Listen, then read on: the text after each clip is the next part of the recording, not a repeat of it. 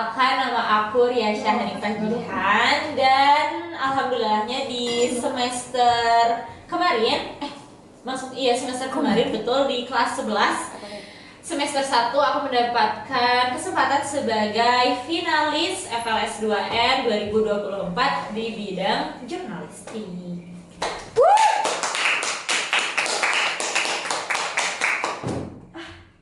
BTW kita lagi mukbang.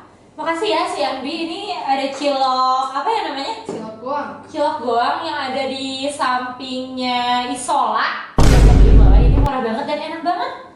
Silahkan dibeli dan terima kasih si Ambi ya konsumsinya. Selamat makan guys. Aku mau nanya dulu nih Kak, FLS 2N itu lomba yang kayak gimana sih? Oke.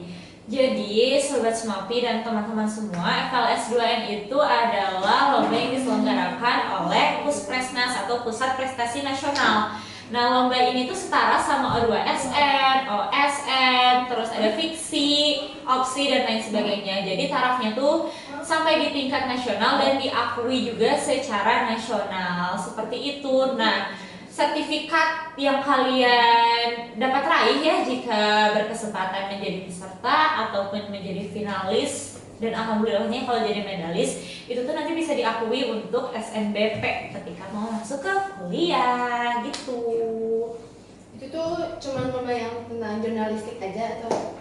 Nah, kalau FLS 2N itu kan namanya festival dan lomba seni siswa Indonesia. Jadi yang di highlight itunya seni sih. Jurnalis itu termasuk salah satu seni yang dimaksud. Banyak banget cabang lombanya. Kemarin tuh aku sekamar pas di Jakarta, aku sekamar sama yang lomba monolog. Terus ada juga yang lomba kriya. Dan semuanya tuh bagus banget, bener-bener pantas lah mereka semuanya sampai di tahap nasional. Bahkan ada yang beberapa kali udah nyoba dari SD, SMP, dan baru nyampe di nasionalnya tuh pas SMA.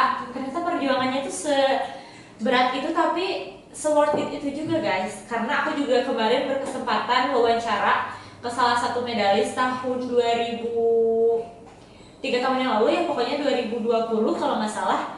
Ada Kak Deni namanya. Jadi Kak Deni itu medalis dari bidang baca puisi. Dan Kak Deni sudah mencoba beberapa kali itu dari SMP sampai akhirnya pas SMA berkesempatan menjadi medalis gitu ya, Masya Allah. Dan aku senang banget, alhamdulillah kemarin. Sebenarnya itu tuh aku pertama kali banget nyoba. Maksudnya kan pas SMP mah pasinka banget ya kayaknya lomba-lombanya, lomba-lomba pramuka gitu. Karena dia adik kelas aku guys dulu pas SMP dan kita seringnya ikut lomba pramuka. Jarang banget yang ada ikut lomba-lomba selain itu nggak sih? Paling OSN doang. Iya, tapi ya nggak nyampe di tahap provinsi juga nggak nyampe gitu kayaknya. Jadi kemarin aku pertama kali, benar-benar pertama kali ikut yang kayak gitu dan ikutnya bidang lomba jurnalistik. Dan akhirnya setelah kesempatan itu aku jadi ingin memasuki dunia perkuliahan nanti di bidang komunikasi atau jurnalistik ya, amin. Karena ternyata seru dan penting di masyarakat tuh, itu penting banget kayaknya. Kalau nggak ada jurnalis gak ada berita yang bisa kalian semua dapatkan gitu. Soalnya seru banget. Dan terima kasih juga kepada sekolah, kepada Bu Widya, kepada Bu Salma yang nemenin aku pas kemarin di tingkat provinsi di Lembang, nginepnya bareng Bu Salma. Teh Safa apalagi, terima kasih ya Teh. Tanpa Teh Safa aku opso. Gitu. Dan semoga teman-teman semua yang tahun ini mau coba mungkin ya, atau di tahun depan adik-adik kelas 10, nantinya kalau aku udah kelas 11 berarti punya adik kelas 11, atau aku udah lulus berarti kelas 12 semester 1 masih bisa ikut lah ya. Semoga bisa sampai di nasional juga karena itu worth it banget gitu ya guys. Selamat. Nah, pengalaman Kakak ikut lomba tuh dari awal latihannya sampai nyampe ke nasional. Jadi pengalamannya sebenarnya unik banget sih buat aku pribadi. Karena aku kan bilang ya, pas SMP itu banyaknya lomba pramuka. Dan lomba pramuka tuh pasti berkelompok. Kita selalu barengan. Pokoknya banyak aja yang ikut lombanya. Nah ini tuh lombanya individu. Jadi beneran aku dan laptop aku dan pelatih aku dan fasilitator dan semuanya, pokoknya ya udah aku doang gitu sendirian. Jadi mikir sendiri. Dan lagi kenapa ya agak rame kayaknya di di backstage-nya agak ramai gitu ya. Oke, back to the topic ya guys. Jadi banyak banget yang sendirian, dan kemarin tuh lagi sibuk-sibuknya DTS Fest. Terus aku juga masuk pengurus OSIS di sekolah. Aku juga ingin berterima kasih kepada kakak kelas, Kak Andi, Kak Anjali, Kak Ais, Kak Syakira, yang sangat-sangat mengerti dan memberikan banyak kesempatan aku, jadinya ya banyak nge-handle juga yang lain. Makasih ya Kak, tanpa kakak. Terus panitia Mataba juga, jadi aku ada fun fact ya. Aku ini kan latihan, aku bilang kan latihannya sendiri terus ya. Terus latihan yang sendiri itu kadang bisa seminggu 3 kali atau beberapa kali, lumayan sering lah ya, dan harus sering. Pas masih di tahap tingkat kota itu sih masih ya biasa aja ya, belum terlalu kayak wah ini harus ketat banget nih latihannya, masih biasa aja. Tapi pas yang tingkat kota tuh kita benar-benar nggak tahu ini tuh lombanya harus dikumpulin kemana sih. Pokoknya kita tuh nggak ada info, minim info banget, karena Bu Widianya juga yang apa ya, hanya tuh fasilitator dari sekolah kita itu tuh nggak masuk ke grup MGMP apa, aku lupa namanya, tolong dikoreksi ya Kang Fahmi kalau ada ceritanya, kalau ada namanya, yang seni gitu. Jadi kita minim info, dan alhamdulillah Allah beri rezeki gitu, ada yang menginfokan kalau ternyata lomba tingkat kotanya itu offline. Kita baru tahu offline tuh H-2, H-3an, terus buru-buru nyelesain semuanya karena dari sekolah juga kirim perwakilannya lumayan banyak di setiap bidang lomba. Terus yang di tingkat kota tuh unexpected banget, karena aku tuh adalah peserta yang presentasinya tuh terakhir-terakhiran lah ya. Jadi tuh aku udah ngeliat yang lain duluan kan. Terus aku masih kelas 10. Yang lain tuh di sana udah banyak yang kelas 11, dan mereka tuh kayak udah tahun lalunya mungkin mereka udah pernah ikut. Jadi mereka tuh ya udah nyantai aja gitu. Terus aku kan beneran baru, jadi aku bingung banget, nggak ada teman, nggak bawa HP. Bingung ya. Tapi alhamdulillah, terima kasih ya Allah. Terus aja provinsi itu pas kita lagi libur, aku ditemenin Bu Salma nginep di Lembang. Itu sendirian. Terus senang banget di sana karena udah bawa HP juga ya, jadi bisa kenalan sama banyak orang, sama sekontingen Kota Bandung. Seru banget, aku dapat teman baru, dan salah satu teman aku ternyata adalah temannya Farah ya, yang ada di sini sebagai CNB. Namanya siapa, Far? Iya, namanya Jauza. Dan Jauza tuh baik banget. Jauza fotografi, cantik banget, baik banget, love you Jauza. Dan Ruby itu bagian gitar solo kalau nggak salah. Pokoknya keren-keren banget teman-temannya, dan semoga kita bisa berteman sampai akhir hayat ya. Terus lanjut masuk ke semifinal nasional itu, aku ngerjainnya pas lagi Mataba. Kalian kan Mataba ya? Terus aku lagi jadi panitia Mataba, harus sekalian nyelesain naskah jurnalistiknya karena dikirimnya itu online waktu itu, untuk masuk ke 10 besar biar bisa ke Jakarta. Itu hektik banget. Jadi anak-anak Among aku juga, karena aku jadi kakak Among, kemarin tuh pas panitia Mataba sering diambil alih sama Sabita, sama Artika. Jadi mereka tuh gak full sama aku, dan aku ingin berterima kasih juga ya kepada anak-anak Among aku yang sudah mengerti, dan semua kakak-kakak panitia dan teman-teman panitia yang terima kasih memberikan restu, dan Bu Salma yang membantu di hutan, karena kerjanya beneran di hutan. Kasih ya itu, kalau diingat sebenarnya agak sedih nggak sih, kayak kayak harus segitunya gitu. Tapi alhamdulillah diberikan kemudahan, dan akhirnya bisa masuk finalis yang ke Jakarta. Seru banget, terima kasih ya kelas 2M. Gitu. Sebelum lanjut ke pertanyaan selanjutnya, aku melihat tadi itu pertanyaan pribadi aku. Jadi kan jurnalistik kan lombanya itu tuh harus buat lomba itu buat jurnal, bukan kayak apa sih, mempresentasikan jurnalnya. Oke, jadi lomba jurnalistik itu mungkin beberapa dari teman-teman ada yang mikirnya jurnalnya jurnal ilmiah kali ya, yang kayak Bapak Budiman suka kasih kan. Nah, tapi kalau jurnalis ini tuh jurnal keberitaan, namanya feature. Jadi jurnalnya itu ya berbentuk berita, bukan jurnal yang ilmiah. Jadi bahasa-bahasanya juga kita lebih ke ada parafrasenya, terus banyak pakai diksi-diksi yang baru, terus pokoknya gak ilmiah-ilmiah banget lah. Ini tuh kayak jurnalistiknya tuh jurnalis yang mencari berita kayak gitu guys, bukan jurnal-jurnal ilmiah yang kita suka disuruh buat sama Pak Budi. Beda guys. Tolong tampilkan nanti mukanya Pak Budi. Terus gimana nih? Iya. Oh iya, makan ya. Makan? Mau makan? Oke. Kan kita tuh santri ya di sini. Santri itu pasti punya kita tuh punya jadwalnya masing-masing, kita punya aturan-aturan yang harus dijalani. Terus juga tadi aku bilang kakak tuh ikut organisasi kan. Gimana tadi tuh apalagi ngerjainnya juga sambil jadi panitia gitu-gitu. Tuh gimana sih kakak tuh bisa ngatur waktunya sambil ikut lomba tapi ikut jadi organisasi juga dan sebagai santri juga di DT ini. Ya, jadi kebetulan aku ingin mengucapkan alhamdulillah dan syukur dulu ya, karena di DT itu meskipun padat tapi waktunya digunakan untuk waktu-waktu yang produktif. Salah satunya kayak gini gitu, pembagian waktunya pembagian waktu yang produktif.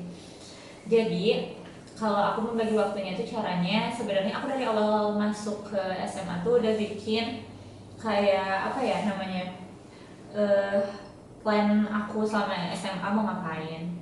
Kayak misalnya dalam 1 tahun aku UKJ-nya harus berapa, terus dapet nilainya mau berapa, yang aku mau lakuin di tahun itu apa, terus di plotting aja deh itu kejadiannya atau aku canangkannya di bulan apa. Nah kebetulan kemarin emang yang pas lomba itu tuh aku belum terlalu tahu kan FLS 2M, jadi itu sebenarnya lebih ke nyoba-nyoba berhadiah ya, tiba-tiba masuk dan alhamdulillah seneng banget. Makanya itu gak terlalu ke-plan banget karena lombanya juga ternyata selama itu dan seribuh itu ya tahapannya.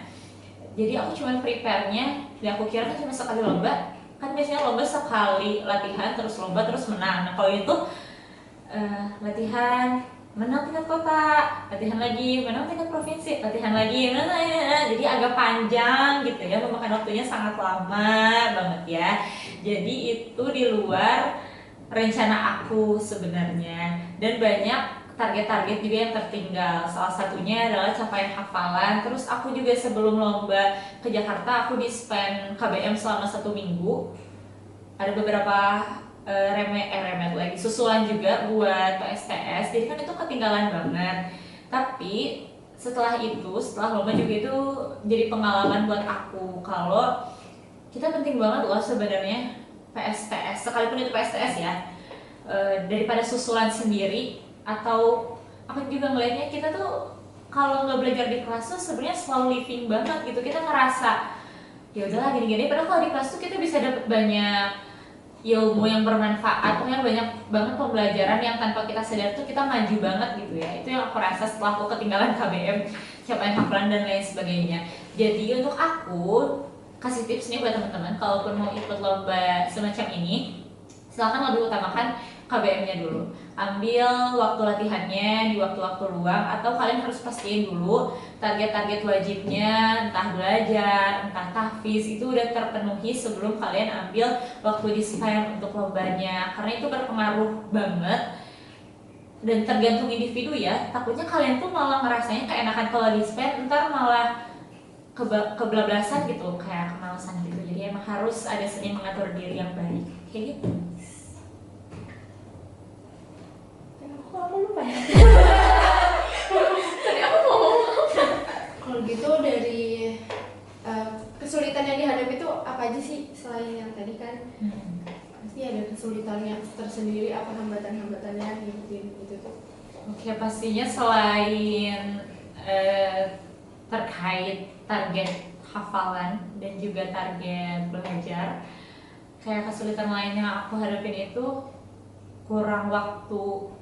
Apa ya, jadi aku jarang ikut kumpulan sama teman-teman, terus banyak sendirinya karena emang banyak kan individu juga, dan itu bikin naskah itu tuh butuh fokus banget. Kalau di distract dikit tuh suka lupa menulis apa jadinya kan, jadi lebih sering sendiri. Terus aku setelah lomba nasional yang selama seminggu itu dari Bandung ke Jakarta sendirian, pas aku balik lagi ke sekolah tuh ngerasa kayak nggak tahu apa-apa di sekolah itu, kayak ada apa sih, kayak bener ketinggalan banget. Iya. Aku sampai bilang ke Kak Ani kan, Kak Ani kok kayak Beda. iya kayak ini kenapa ya, atau emang aslinya sekolah tuh kayak gini. Soalnya kayak aku beneran kayak murid baru yang masuk ke sini terus gak tahu harus ngapain karena orang-orang kerasa hampa. Terus aku nggak tahu apa yang harus aku kerjain. Terus aku mau ngapain di sini, jadinya kayak gitu. Kan kalau dulu tuh ada target, oh iya aku mau lomba, aku mau ini gitu. Itu sih. Jadi nanti kalian yang mau ikut juga harus balance ya. Pastiin bahwa apa sih namanya itu, kayak kebutuhan sosial kalian juga terpenuhi secara baik. Apa lagi? Berarti kalau misalnya mau ikut itu tuh kewajiban sebagai santri itu tetap harus terpenuhi dulu ya, baru kita bisa ikut. Betul. Kalau gitu ada tips and trick dan pesan-kesan mengikuti LS2N atau tips and trick untuk adik-adik dan teman-teman. Terima kasih adik-adik dan teman-teman.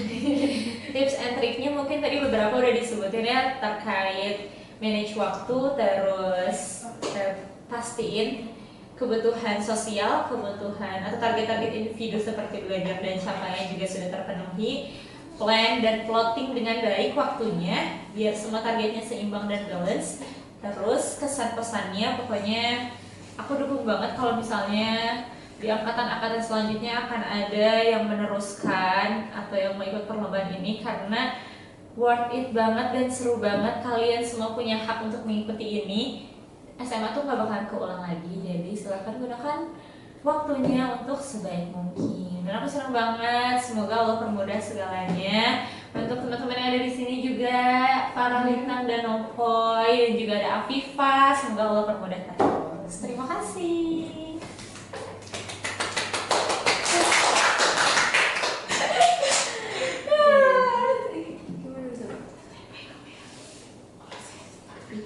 Closing ya.